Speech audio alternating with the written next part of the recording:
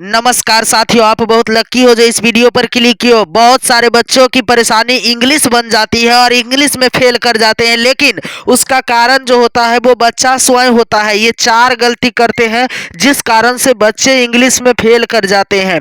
आज मैं सारा बात बताऊंगा, आप इंग्लिश में क्या क्या गलती करते हो जिस कारण से आप खुद नहीं अच्छा कर पाते हो इंग्लिश में, और आपका इंग्लिश कमजोर ही रह जाता है सब दिन के लिए। लेकिन अगर आप कमजोर भी हो, अगर ये 4 बात मैं बताऊंगा उस 4 बात को ध्यान में रखते हो, तो आपको इंग्लिश में 75 नंबर से 80 नंबर कोई नहीं हटा सकता। आपको ये 4 ट्रिक को फॉलो करना है, और यही 4 चीज को गलती कर देता है जिस कारण से एग्जामिनर नंबर काट लेते हैं छात्रों का। अब मैं बता दूं कि ये 4 गलती छात्र के द्वारा क्या हो जाता है जिस कारण से इंग्लिश में छात्रों का नंबर कट जाता है। लेकिन हाँ, आज के बाद आपका इंग्लिश में नंबर बम्पर होगा। कभी भी आपका इंग्लिश में नंबर 70 नंबर से कम नहीं आने वाला है। लेकिन हाँ, ये 4 गो ट्रिक का फॉलो आपको करना होगा, तभी जाकर के आपका नंबर एकदम बम्पर उठेगा इंग्लिश में। क्योंकि इंग्लिश में नंबर ज़्यादातर बच्चा का कम ही आता है, क्योंकि किसी भी बच्चे को इंग्लिश में प्रश्न लिखने आता ही नहीं है, याद होता ही नहीं है। याद अगर होता भी है तो एग्जाम सेंटर में जाते जाते भूल जाते हैं।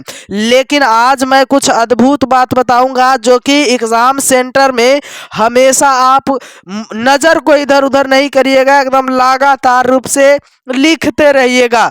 तो चारों डिटेल्स में मैं आपको बताने जा रहा हूँ, घबराइए नहीं। आज के बाद आप इंग्लिश में फेल नहीं करोगे, है ना। आप अगर चैनल से नए हैं तो सबसे पहले चैनल को तो सब्सक्राइब कर ले, ताकि आपको मैं कोई भी चीज़ नया होता है तो मैं बताते रहता हूँ।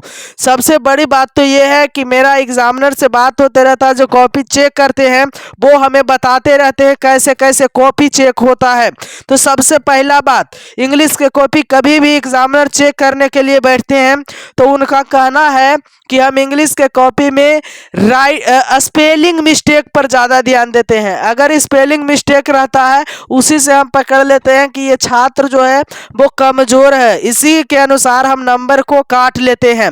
लेकिन हाँ, अगर कोई बच्चा का हर एक स्पेलिंग अच्छा रहता है तो हम देख लेते हैं, अगर वो उत्तर कुछ भी लिखे लेकिन स्पेलिंग अगर अच्छा लिखता है तो देख लेते हैं स्पेलिंग से कि लगता है ये उत्तर भी लिखा होगा सही, और उस दरमियान मैं नंबर को बैठा देता हूँ। तो सबसे पहला गलती आपको ये नहीं करना है कि आपको स्पेलिंग मिस्टेक लिखना है, ठीक है, कम ही लिखना है लेकिन स्पेलिंग सही सही लिखना है।